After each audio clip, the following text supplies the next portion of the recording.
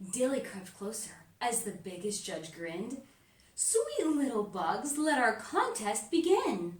How odd, Dilly thought. Those judges have wings that are tied to their back with gossamer strings. Click beetles clicked and whirligigs whirled. Crickets sang solo and swallowtails twirled. A ladybug curtsied and tumblebugs flipped. The judges applauded and then licked their lips.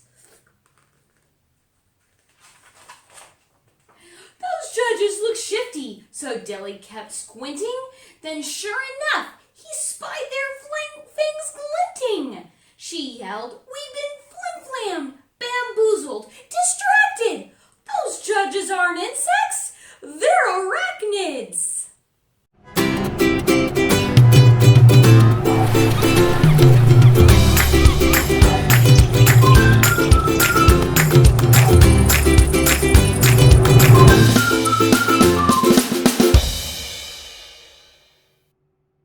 Let's talk about 5 rules or 5 things that you should do to help your child and increase a love of reading for your child.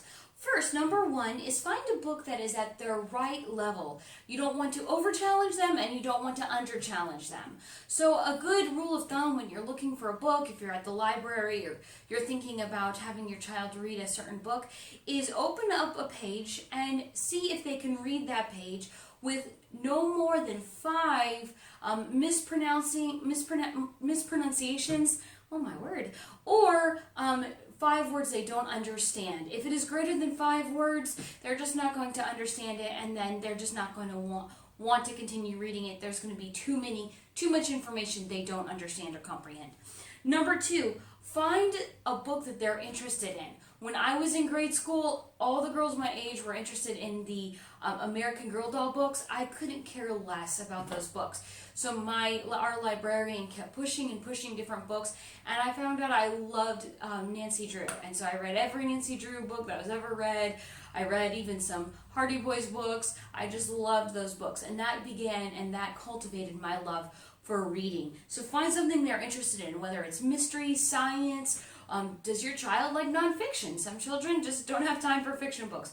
So get them nonfiction books. Is it, Western type books? Just different things. Find their interest. Do some research on it. Read to your child. Children love to be read to when you read well to them and when you read excitedly and expressively. So read something to them. Make it a habit. Make it important. And fourth, praise or encourage your child's efforts. When they're trying to read a book, maybe they're trying a new book, encourage that. Make sure that you give them time to do that. And I remember that very first Nancy Drew book I read, it was so much bigger than any book I'd ever read, and my mom encouraged me to finish that book, and I just wanted to show her I could do it. I wanted to show her that I can complete that book, and that I was smart enough to read that book, and she would come out and she would look at that book and say things like, "Wow, you're so smart. I could never read things like that at your age," and "Wow, I'm so proud of you." And so when I finished that book, the first thing I did was go grab another because I loved that attention. I loved that praise that my mother and my father gave me. And then, of course, number 5, be a reader yourself. Monkey see, monkey do. And so you want to be a reader yourself. I know that with being a parent, I'm sure that it's just very busy. You've got a lot of things to do. Just being an adult in the real world, you've got a lot of things to do, jobs and so on. So it's hard to carve out time to read. But maybe that time could be, instead of watching your nightly episode of whatever it is you watch, maybe you could take one night a week and read. Your children should see you read. They should see that you have a love for reading, and so that they will also want to cultivate that love and be just like you, because of course we want them to be like you. And so those are 5 easy tips to help you teach your children and cultivate a love for learning in your child. Even at a very early age, they can begin to learn to love to read, and we want that. We want to encourage that. So 5, number 1, find a book that's challenging to them but not over challenging. Number 2, find something that interests them. You want something that interests them. Number 3, read to your child. Maybe a chapter book you read, a chapter each night, or whatever the situation is, read to them. Number 4, praise your child. Encourage them, praise them. That's probably the most important on this list. And number 5, be a reader yourself. Okay,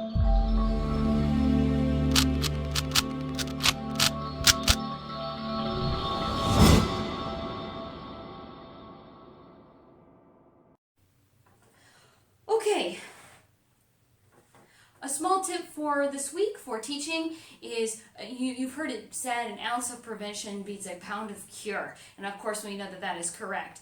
But I also want to say an ounce of instruction beats a pound of discipline. Your child, your student should know exactly how, where, when, to what degree, for how long, and to what level you expect something to be done before they are instructed to begin.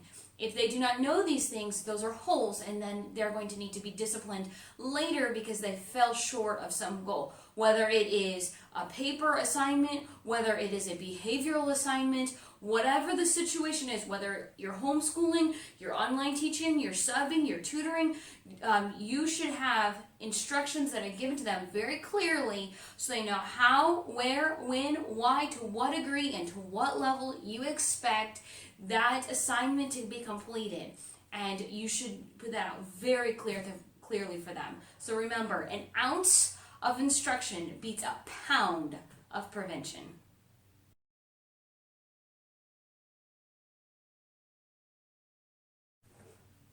Okay guys, I hope you enjoyed today's episode, and there are many books that you can find at your local secondhand store. I bought many of these books here for 99 cents at a secondhand store, so I hardly ever pay full price for a book.